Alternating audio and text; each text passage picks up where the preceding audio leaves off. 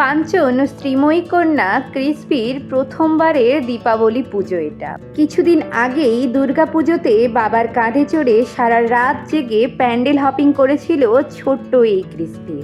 এবারে কালী পুজোতেও কিন্তু আনন্দ করতে এতটুকু বাদ দেয়নি ক্রিসপি। রাত জেগে বাবা মার সাথেই পুজোতে ব্যস্ত ছিল সে। ক্রিসপি এই ছোট্ট বয়সেও সাজতে খুব ভালোবাসে। মাকে সাজতে দেখলেই সেও সাজার জন্য বায়না করে।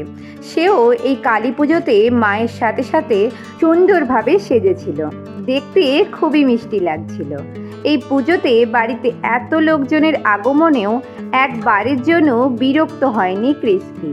তার মায়ের দাবি, ক্রিসপি নাকি সুন্দরী মেয়ে দেখলে খুব ভালোবাসে, তাই সেও নাকি সাজতে খুব ভালোবাসে। ক্রিসপিকে এই দিনে খুবই মিষ্টি লাগছিল।